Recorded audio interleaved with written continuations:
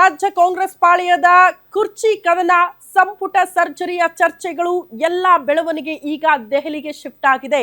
Congress high command ನಲ್ಲೇ ಈಗ ಚಂಡಿ ಇರೋದು, ಏನಾಗುತ್ತೆ ಅನ್ನೋದು ಸದ್ಯ ಇರುವಂತಹ ಕುತೂಹಲ.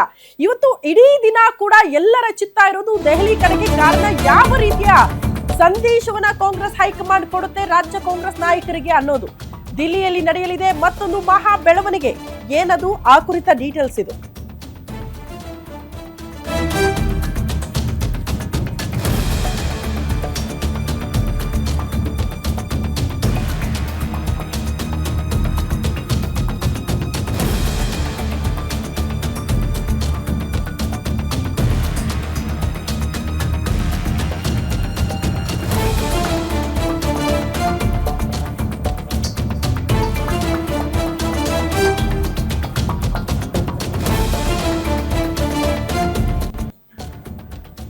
ದೆಹಲಿಯಲ್ಲಿ ಮತ್ತೊಂದು ಬೆಳವಣಿಗೆ ಆಗಲಿದೆ ಅಂತ ಇವತ್ತು.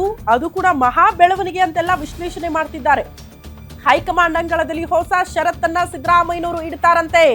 ಸಿದ್ದರಾಮಯ್ಯನವರು ಖಂಡಿತ ಇಡ್ತಾರೆ. ಸಿಎಂ ಸ್ಥಾನದಿಂದ ಕೆಳಗಿಳಿಯೋದಾದ್ರೆ ಬದಲಾವಣೆ ಅನಿವಾರ್ಯ ಅಂತ ಅನ್ಸಿದ್ರೆ ಷರತ್ತುಗಳನ್ನ ಈಡೇರಿಸಲೇಬೇಕು. ಆಗ ಷರತ್ತು ರಾಮಯ್ಯ ಆಗ್ತಾರೆ ಸಿದ್ದರಾಮಯ್ಯನವರು.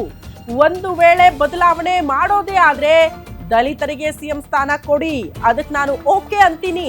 ಡಿ.ಕೆ. ಶಿವಕುಮಾರ್ ಅವ್ರಿಗೆ ಪಟ್ಟ ಕಟ್ಟೋದಾದ್ರೆ 4 DCM ಹುದ್ದೆ ಸೃಷ್ಟಿ ಮಾಡಬೇಕು. ಈ ಕ್ಷಣಕ್ಕೆ ನಾನು ಹೇಳಿದವ್ರಿಗೆ DCM ಪಟ್ಟ ಕೊಡಬೇಕು ಅಂತ, ನಾನು ಹೇಳಿದವರಿಗೆ ಉಪಮುಖ್ಯಮಂತ್ರಿ ಸ್ಥಾನ ಕೊಡಬೇಕು ಅನ್ನುವಂತ ಡಿಮ್ಯಾಂಡ್ ಇಡ್ತಾರೆ. ಯಾಕಂದ್ರೆ ಸಿದ್ದರಾಮಯ್ಯನವ್ರನ್ನ ನಂಬ್ಕೊಂಡು ಇಷ್ಟು ದಿನ ಹಿಂದೆ ಮುಂದೆ ಪಾಪ ಓಡಾಡ್ತಿದ್ರಲ್ಲ ಸತೀಶ್ ಜಾರಕಿಹೊಳಿ ಸೇರಿದಂತೆ ಹಲವು ಸಚಿವರುಗಳು.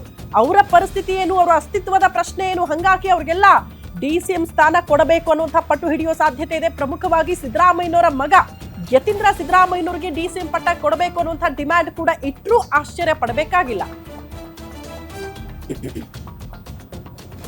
ಈ ಬಗ್ಗೆ ಮತ್ತಷ್ಟು ಡೀಟೇಲ್ಸ್ ಅನ್ನ ಕೊಡ್ತಾ ಹೋಗ್ತಾರೆ political bureau head Maruti Pavagada. ಹಾಗೆ ನೇರ ಸಂಪರ್ಕದಲ್ಲಿದ್ದಾರೆ. ಯಾಕಂದ್ರೆ ದೆಹಲಿಯಲ್ಲಿ ಪ್ರತಿ ಕ್ಷಣದ ಮಾಹಿತಿಯನ್ನ ನಿಮ್ಮ ತನಕ ತಲುಪಿಸುವ ಕೆಲಸ ಮಾಡ್ತಿದ್ದಾರೆ, ಏನ್ ಡೆವಲಪ್ಮೆಂಟ್ ಆಗ್ತಾ ಇದೆ ಅಂತ. ಮಾರುತಿ, ಸಿದ್ದರಾಮಯ್ಯನವರು ಇಫ್ ಸಪೋಸ್ ನೀವು ಸಿಎಂ ಸ್ಥಾನದಿಂದ ಕೆಳಗಿಳಿಲೇಬೇಕು ಅಂತ ಹೈಕಮಾಂಡ್ ಹೇಳ್ತು ಅಂತ ಅಂದ್ರೆ ಇಡುವ ಷರತ್ತುಗಳು ಹೆಂಗಿರುತ್ತೆ ಅಂತ ಅಷ್ಟು ಈಸಿಯಾಗಿ ಸಿದ್ದರಾಮಯ್ಯನವ್ರನ್ನ ಇಳಿಸಕ್ಕಾಗಲ್ಲ ಅನ್ನೋದು ಕಾಂಗ್ರೆಸ್ ಹೈಕಮಾಂಡ್ಗೂ ಗೊತ್ತಿರುವಂತಹ ವಿಚಾರ.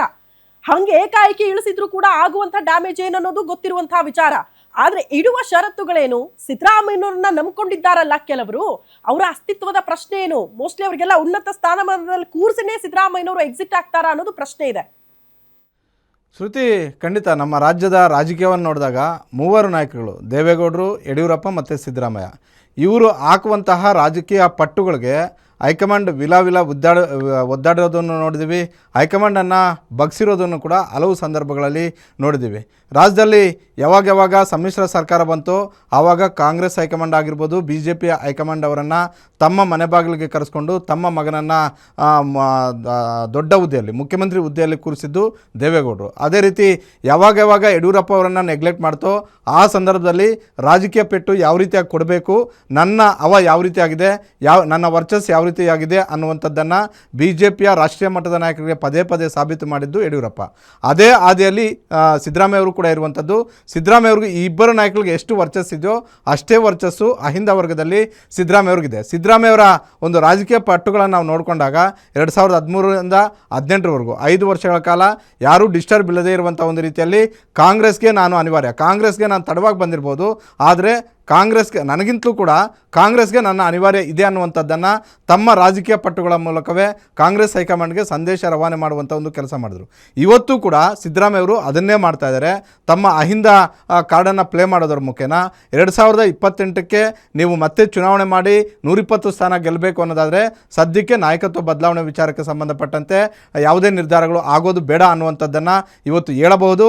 ಇದೇ ತಯಾರಿಯಲ್ಲಿ ಹೋಗಿದ್ದಾರೆ. ಒಂದು ವೇಳೆ ಸಿದ್ದರಾಮಯ್ಯರ ಈ ವಾದವನ್ನು ಮಂಡನೆ ಮಾಡಿದ್ರೆ ಆಪ್ಷನ್ 2 ಅವ್ರ ಬಳಿ ಇರೋದೇನಂತ ಹೇಳಿದ್ರೆ, ಅವರ ಟೀಮ್ ಲೆಕ್ಕಾಚಾರ ಹಾಕಿರೋದೇನಂತ ಹೇಳಿದ್ರೆ, ಒಂದು ವೇಳೆ ನಾನು ಒಪ್ಪದವರನ್ನೇ ಮುಖ್ಯಮಂತ್ರಿ ಮಾಡಬೇಕು, ಅದು ದಲಿತ CM ಆಗಬೇಕು ಅನ್ನುವಂಥ ಒಂದು ಕೂಗು ರಾಜ್ಯದಲ್ಲಿ ಆಗಿಂದಾಗೆ ಬರ್ತಲೇ ಇದೆ. ಅದು ಕಾಂಗ್ರೆಸ್ ಇದ್ದಾಗಲೂ ಬರುತ್ತೆ, BJP ಅವರು ಇದ್ದಾಗಲೂ ಕೂಡ ಬರುತ್ತೆ. ಆದರೆ ಕಾಂಗ್ರೆಸ್ ಅವರು ಇದ್ದಾಗ ಹೆಚ್ಚು ಅದು ಚರ್ಚೆ ಆಗುತ್ತೆ. ಹೀಗಾಗಿ ಹಲವು ವರ್ಷಗಳಿಂದ ಈ ಬೇಡಿಕೆ ಇರೋದ್ರಿಂದ ಈಗ ಅದನ್ನು ಈಡೇರಿಸಿ ಅನ್ನುವಂಥ ಒಂದು ಒತ್ತಾಯವನ್ನು, ಒಂದು ಷರತ್ತನ್ನು ಸಿದ್ದರಾಮಯ್ಯ ಅವರು ರಾಹುಲ್ ಗಾಂಧಿ ಅವರ ಮುಂದೆ ಇಡಬಹುದು. ಒಂದು ವೇಳೆ ರಾಹುಲ್ ಗಾಂಧಿ ಅವರು ಅದಕ್ಕೆ ಒಪ್ಪದೇ ಇದ್ರೆ ಹಾಗಾದ್ರೆ ಡಿ.ಕೆ. ಶಿವಕುಮಾರ್ ಅವರನ್ನೇ ನೀವು ಮುಖ್ಯಮಂತ್ರಿ ಮಾಡಿದ್ರೆ ಮಾರುತಿ, DCM ಡಿ.ಕೆ. ಶಿವಕುಮಾರ್ ಅವರಿಗೆ ಸಿಎಂ